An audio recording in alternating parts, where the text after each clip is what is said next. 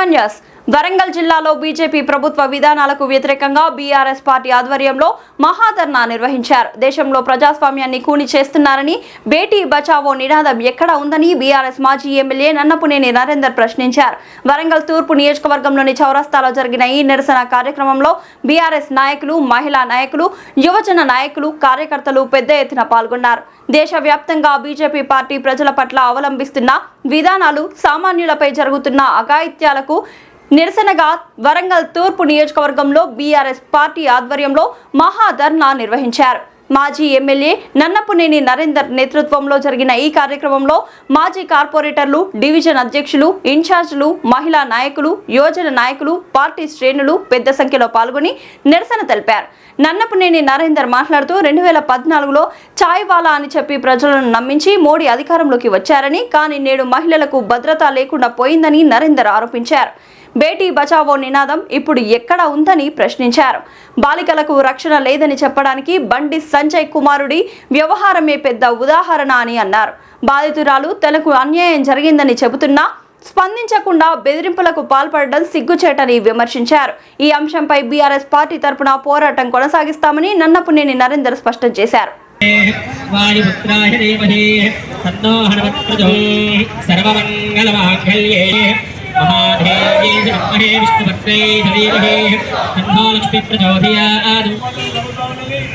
దాంట్లో భాగంగా మరి ఇప్పుడు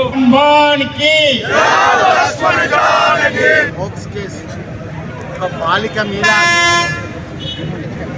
అఘాయిత్యం చేసి కేంద్ర సహాయ మంత్రి అయినటువంటి బండి సంజయ్ కొడుకు బండి భగీరథ్ అమ్మాయిని అఘాయిత్యం చేసే ప్రయత్నం చేసి మైనర్ బాలిక మీద భయభ్రాంతులకు గురి చేసి వాళ్ళ పేరెంట్స్ను భయభ్రాంతులకు గురి చేసి అధికారం ఉన్నది కదా అని విచక్షణారహితంగా ప్రవర్తించే ప్రయత్నం చేసి దానికి సభ్య సమాజం మేలుకొని ఆ యొక్క బాలిక పోలీస్ కంప్లైంట్ చేస్తే ఒక మధ్యవర్తిని జర్నలిస్టు పెట్టి బెదిరింపులకు పాల్పడడం జరిగింది. కేంద్ర సహాయ మంత్రి కూడా బెదిరింపులో పాల్పడ్డాడు కాబట్టి తనను కూడా దోషిగా ఎఫ్ఐఆర్లో పెట్టాలన్నది మా డిమాండ్. అదేవిధంగా పోలీసులు మాకు నిర్దోషి దొరకలేదు అంటున్నారు. నిర్దోషమో దోషమో నేను సభ్య సమాజంలో ఉన్నా, నాకు బెయిల్ ఇవ్వండి అని చెప్పి జమానతుదారులతో కోర్టు మరి ఏది నిజం ఏది అబద్ధం, ఇది రాష్ట్ర కేంద్ర ప్రభుత్వాలు ఆడేటువంటి ఆట. ప్రజలందరూ గుర్తించుకోవాలి, ముఖ్యంగా రాష్ట్ర మహిళలందరూ గుర్తుపెట్టుకోవాలి. ఒక బాలిక పట్ల 2 రాజకీయ పార్టీలు ఆడేటువంటి నీచమైన క్రీడ ఏదో ఉందో అది మహిళా లోకమంతా కూడా గుర్తించాలి, మనసు పెట్టుకోవాలి.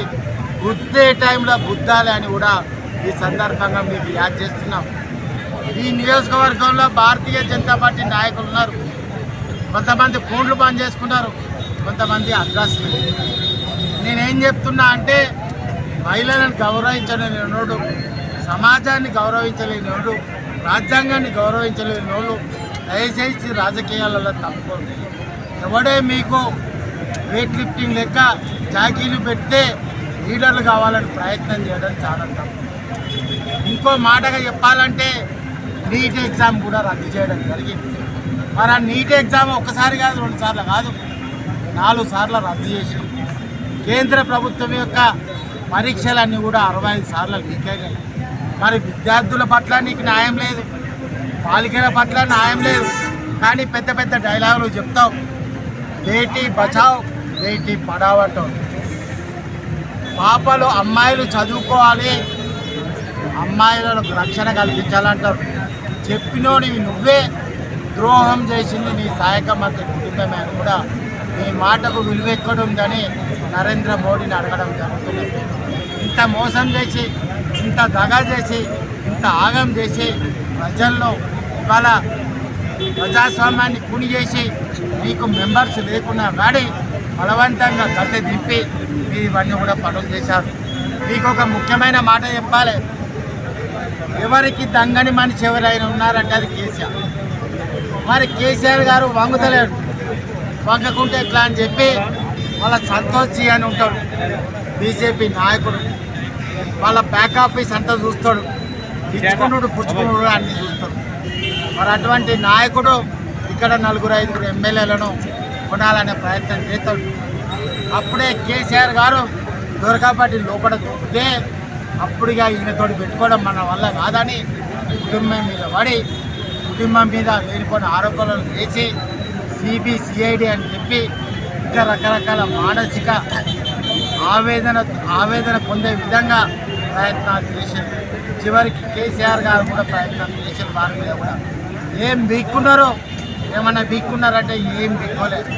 ఇలా బండి సంజయ్ చెప్తున్నా, నీ అయ్యకు అబ్బకు నువ్వు గుర్తుంటే నీ కొడుకును పోలీసుకి అప్పచెప్పు, నా కొడుకు చేయాలని నిరూపణ చేసుకో. ఇంకా భూకరేషాలు ఎందుకు పడుతున్నామని అడుగుతున్నాను. అందుకే చెప్తున్నాను, నువ్వు భాగ్యలక్ష్మి అమ్మవారు చార్మినార్ దగ్గర భద్రకాళి అమ్మవారు, వేములవాడ రాజన్న, యాదగిరి లక్ష్మీనరసింహస్వామి, ఏ స్తంభాల గుడి, ఏ గుడి కంటే ఆ గుడికి పోదాం, నిలబడతావా బండి సంజయ్ అని చెప్తున్నా. ఇంత నీచ నికృష్టమైనటువంటి ఆలోచన ద్వారా ఉన్నటువంటి నువ్వు పరుల మీద, నిజాయితీ పరుల మీద, ఒక నిర్దిష్టంగా ప్రజలకు పనిచేసే విధానం ఉన్న వాళ్ళ మీద నిందలు వేసి నాయకుడైతే నువ్వు నిచ్చెన లేకుండా స్వయంగా ఎక్కకుండా నిచ్చెన పెట్టుకొని ఎక్కితే నీ రాజకీయ భవిష్యత్తు ఇలానే సంక్షోభులు ఉంటాయని కూడా ఈ సందర్భంగా చెప్పడం జరుగుతుంది.